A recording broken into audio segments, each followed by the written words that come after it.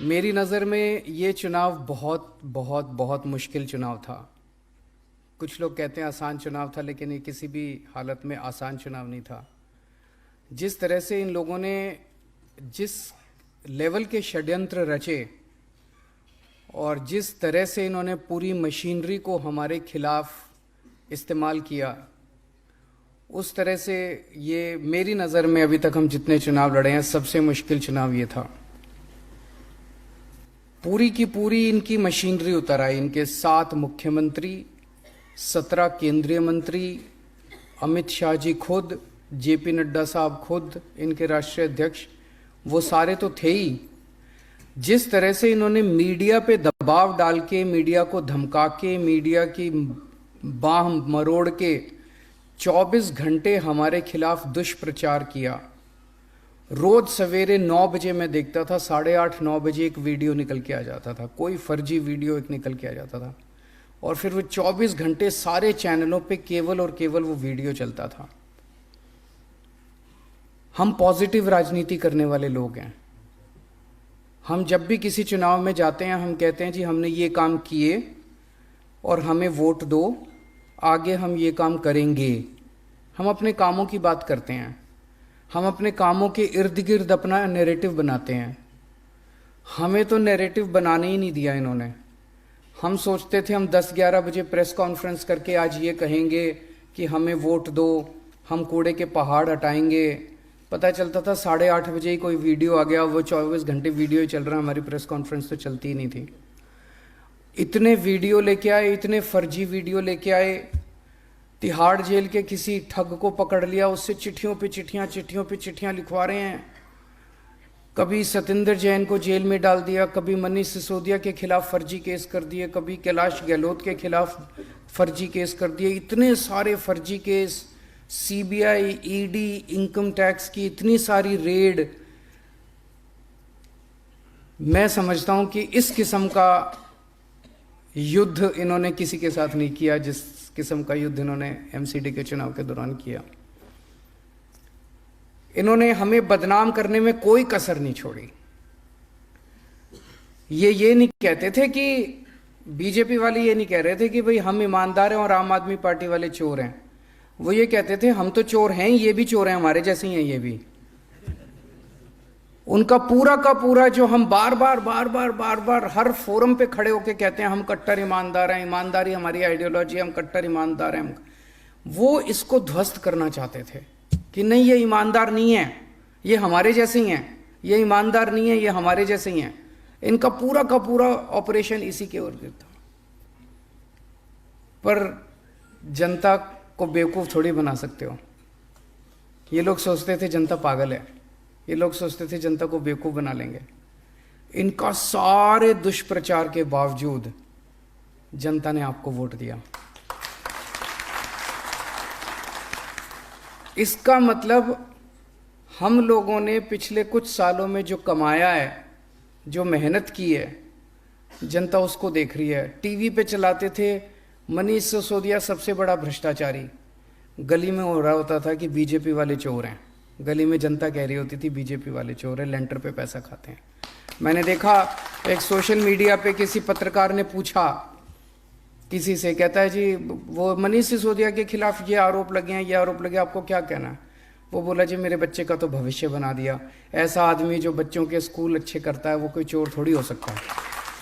तो आप जनता को बेवकूफ़ समझते हो क्या? तो हमने जितने काम किए हैं अभी तक, और हमने अपने आचरण के जरिए जो जनता का दिल जीता है, वो ये लोग तोड़ नहीं पाए। अब इसे आगे ले जाने की जिम्मेदारी आपकी सबकी है। अगले 5 साल में कुछ ऐसा करना कि वो विश्वास और सुदृढ़ हो। ऐसा ना हो जाए कि 5 साल के बाद वो विश्वास जनता का कम हो जाए हमारे ऊपर।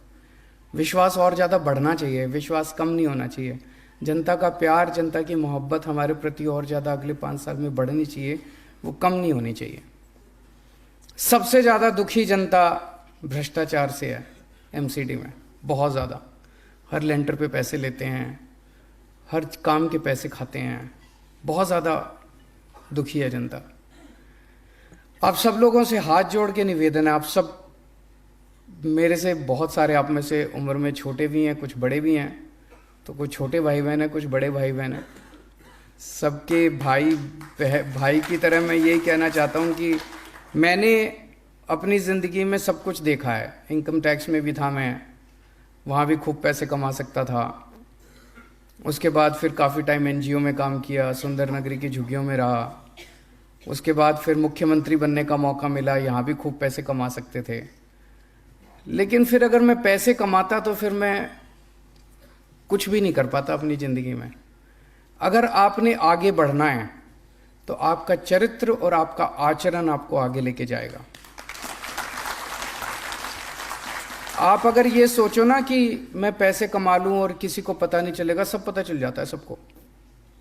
और किसी को पता ना चले, ऊपर वाले को तो पता चलता ही है कि नहीं है? भगवान को तो मानते होगे, तो ऊपर वाले को तो पता चलता है जो भी करते हो। ये मान लेना कि अगर पैसे खाने चालू कर दिए तो ये आपका आखिरी मौका है जिंदगी का। भगवान ने आपको मौका दे दिया, आम आदमी पार्टी ने टिकट दे दी, जनता ने आपको जिता दिया। अब यहाँ से आगे का रास्ता आपके ऊपर है। ईमानदारी से काम करोगे, सेवा करोगे, बहुत आगे तरक्की करोगे। और अगर इसी बार लालच में पड़ गए तो ये सोच लेना अगली बार टिकट भी गई और जनता भी गई, सब कुछ गया। उसके बाद बस ये 5 साल ही हैं, उसके बाद और कुछ नहीं है। दूसरी चीज, जो आदमी पैसे खाता है ना वो काम नहीं कर सकता। मैंने तो ये देखा है। एक बार ये लत होती है। मैं आपको एक छोटी सी कहानी सुनाता हूँ। मैं विपश्यना में जाता हूँ। विपश्यना में जब आदमी जाता है तो धीरे धीरे कई सारे उसके ऐब छूटते जाते हैं। तो मेरा एक इनकम टैक्स में मेरा एक दोस्त होता था, वो भी मेरे साथ विपश्यना में जाने लगा। तो वो सिगरेट पीता था, सिगरेट छूट गई। दारू पीता था, दारू छूट गई। वो इधर उधर लड़कीबाजी करता था, वो भी छूट गया। पैसे लेना नहीं छूट पाया उसका। छोड़ना चाहता था, छूटा नहीं। मैंने पूछा उससे, कहता है जब भी मेरे सामने कोई इनकम टैक्स पेयर आके बैठता है, एसएससी आके बैठता है, कहता है मेरा शरीर कांपने लग जाता है अपने आप, खुद ब खुद। वो लत लग गई थी उसको। इतनी गंदी लत है ये पैसे की, इतनी गंदी लत है, ये छूटती नहीं है, बड़ी मुश्किल से छूटती है। इस लत को मत लगा लेना, नहीं तो बर्बाद हो जाओगे। आप भी बर्बाद होगे, आपके बच्चे भी बर्बाद होंगे। ये सीबीआई ईडी वाले तो बाद में आएंगे, वो तो बर्बाद करेंगे ही करेंगे। जेल भी जाना पड़ेगा, सब कुछ बर्बाद, इज्जत भी जाएगी, सब कुछ खराब होएगा, लेकिन आप भी बर्बाद हो जाओगे। और दूसरी तरफ अगर आपने ईमानदारी से काम किया, आज मनीष सिसोदिया ने, हमने, सब लोगों ने ईमानदारी से काम किया है, तो इतने बड़े षड्यंत्र के बावजूद भी कोई हमको बेईमान नहीं मान रहा। कह रहे हैं जी ये ईमानदार लोग हैं जी। और अगर आपने पैसे लेने चालू कर दिए तो इज्जत भी जाएगी, सब कुछ जाएगा। फिर जनता आपके साथ, कोई आपके साथ खड़ा नहीं होगा। और आपके परिवार वालों को जो दुर्गति होती है, आप तो की तो होगी, परिवार वालों की जो दुर्गति होती है वो बहुत ज़्यादा होती है। और इसके काउंटर में अगर आपने ईमानदारी से काम किया तो उसका जो सुकून मिलता है, बहुत ज़्यादा सुकून मिलता है, बहुत ज़्यादा शांति मिलती है, जनता की इज्जत मिलती है, बहुत इज्जत मिलती है। आप बाहर निकलो, जनता इज्जत करती है। और आदमी जिंदगी में चाहता क्या है? आप जितने लोग यहाँ बैठे हो, कोई ऐसा नहीं है कि भाई किसी के घर खाने के लाले पड़े हों। भगवान ने आपको सबको ठीक ठाक दे रखा है। सब आप में से सब लोग इज्जत चाहते हैं कि मेरे को अब इज्जत और मिले, दुनिया की इज्जत मिले। वो इज्जत तभी मिलेगी जब आप ईमानदारी से काम करोगे और जनता का काम करोगे। तो पैसे ना ले लेना, बाकी 2-4 काम कम कर दो तो चलेगा, लेकिन कहीं ऐसा ना हो कि इस बार हम बीजेपी के भ्रष्टाचार के खिलाफ लड़े हैं, कहीं ऐसा ना हो जाए अगली बार बीजेपी हमारे भ्रष्टाचार के खिलाफ लड़े चुनाव। ये नहीं होना चाहिए। तो आप पे बहुत भरोसा है, जनता ने भी भरोसा किया, आम आदमी पार्टी ने भी भरोसा किया, आपको टिकट दी, चुनाव जीते आप लोग। और जो आज तक हमने कमाया आम आदमी पार्टी ने, इसको और आगे बढ़ाना है, इसको और विश्वास को, आपका काम पूरे देश में फैलना चाहिए, ये हमारा मकसद है। एक और इम्पॉर्टेंट बात है, एमएलए और काउंसलर मिल के चलना। मैं कई सारे एमएलए से मिलता हूं, उनको ये डर होता है मेरी टिकट ना कट जाए। किसी की टिकट नहीं कट रही, चिंता ना करो।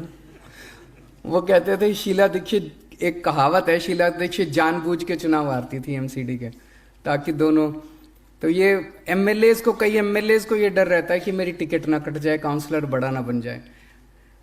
आप सबको पता है कि हम सर्वे पे देते हैं टिकट, एमएलए की टिकट भी सर्वे पे मिली, काउंसलर्स की टिकट भी सर्वे पे मिली। अगर दोनों बना के चलोगे तो काम 10 गुना बढ़ेगा, खूब काम होगा, पॉजिटिविटी फैलेगी, और पॉजिटिविटी फैलेगी तो अपने आप सर्वे में एमएलए का नाम आ जाएगा।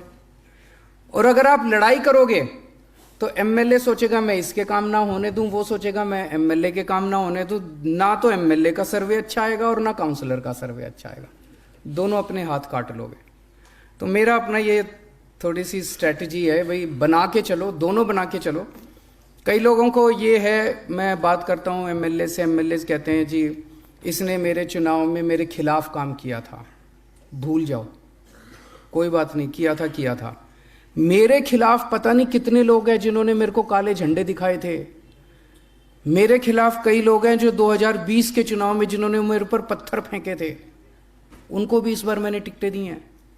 हमें तो दिल्ली के 2 करोड़ लोगों को साथ लेके आना है, हमें लोगों को दुश्मन नहीं बनाना, दुश्मनियां खत्म करनी है, जितनी हैं भी वो भी खत्म करनी है।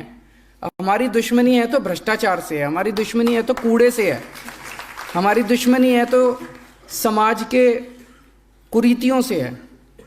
जितने भी 2 करोड़ लोग हैं, जिन्होंने भी हमारे खिलाफ कभी जिंदगी में काम किया, उनको भी दोस्त बना लो, सबको दोस्त बना लो। अंत पंत में सारी बीजेपी को भी ज्वाइन कराएंगे एक दिन, चिंता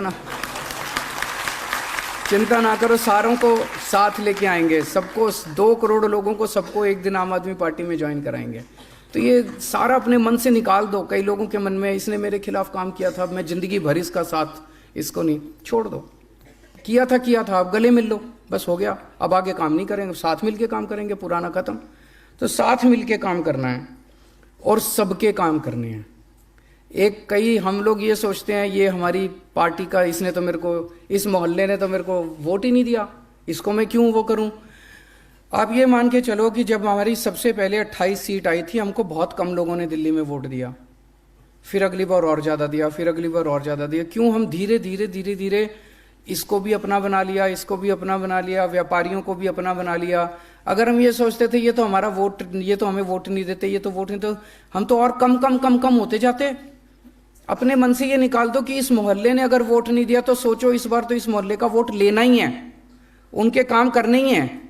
सबके काम करो, बीजेपी वालों के भी करो, कांग्रेस वालों के भी करो, और धीरे धीरे उनको पार्टी में शामिल करते जाओ। लड़ना किसी से नहीं है, पूरी विनम्रता के साथ हाथ जोड़ के आगे बढ़ना है, सबके काम करने हैं। और खासकर सफाई कर्मचारी बेचारा दोनों तीनों तरफ से पिसता है। जनता भी उसके पीछे पड़ी रहती है, उसको तनख्वाह भी टाइम पे नहीं देते। तो तनख्वाह आप टाइम पे दिलाएंगे, मैंने बोला है तनख्वाह टाइम पे दिलाएंगे, लेकिन उनको साथ लेके चलना, उनको दोस्त बनाना, उनको शादी ब्याह में मदद करना, शादी ब्याह में जाना, उनको अपना परिवार का हिस्सा बनाना, और उनको साथ लेके चलोगे। देखो वो बड़े इमोशनल लोग हैं, उनको साथ लेके चलोगे, वो आपका नाम ऊंचा करेंगे, आपका काम अच्छा करके दिखाएंगे। और लास्ट में एक जो सबसे इम्पोर्टेंट चीज़ है, ये अब आप लोगों को खरीदने की कोशिश करेंगे। ऑलरेडी फ़ोन आने चालू हो गए हैं, कुछ लोगों के पास फ़ोन आए हैं, किसी को कह रहे हैं 10 लाख ले लो, किसी को कह रहे हैं 50 लाख ले लो, हमारे पक्ष में वोट डाल दो। मुझे पूरी उम्मीद है आप में से कोई नहीं बिकने वाला, एक आप में से हीरा है, मेरे को पूरी उम्मीद है, लेकिन इनको एक्सपोज करना भी ज़रूरी है। तो अपने अपने फ़ोन रिकॉर्डिंग पे लगा लो, जो भी फ़ोन आए रिकॉर्ड हो जाएगा, तो रिकॉर्डिंग पे लगा लो, रिकॉर्ड कर लेना। और अगर कोई आके मिले तो धीरे से अपना फ़ोन की रिकॉर्डिंग ऑन कर देना, चाहे ऑडियो रिकॉर्डिंग ही ऑन कर लेना, इनको रिकॉर्ड कर लो, इनको एक्सपोज करना। तेलंगाना का देखा था आप लोगों ने, तेलंगाना में किस तरह से ये एमएलए खरीदने गए थे, देखी थी आप लोगों ने, वो वीडियो आई थी। उसमें ये भी कह रहे थे दिल्ली के हमने 40 एमएलए खरीद लिए, तो 100 करोड़ रुपए तेलंगाना के एमएलए, तेलंगाना की सरकार गिराने के, उन्होंने रिकॉर्डिंग कर ली इनकी सारी, और ये फंस गए। और इसमें सारे बड़े बड़े नेताओं के नाम ले रहे थे। तो अगर कोई भी आए आपके पास, सबकी रिकॉर्डिंग कर लो, और रिकॉर्डिंग करके इनको एक्सपोज करेंगे। इनकी कुरीतियां जनता के सामने लाना बहुत ज़रूरी है। और अगर किसी के पास भी फोन आए, कोई मिलने आए, तुरंत अपने कोऑर्डिनेटर को बता देना। अभी जो मनीष जी ने बताया, आतिशी, दुर्गेश, सौरभ, आदिल जो हैं, इनमें से जैसे ही आपके पास आपके एमएलएज भी हैं, अपने एमएलएज के भी संपर्क में रहना, और अगर कोई जरूरत पड़े तो इनको भी बता देना, अपने अपने एमएलए को बता देना या ऊपर बता देना, उनको जरूर बता देना, ताकि इसके ऊपर हम तुरंत एक्शन ले सकें। आप लोग सब लोग का अगले 5 साल खूब अच्छे बीते हैं। आप लोग खूब एंजॉय करो काम करना, जनता के खूब आपको आशीर्वाद मिले, ऐसे मैं प्रभु से कामना करता हूँ। बहुत बहुत शुक्रिया।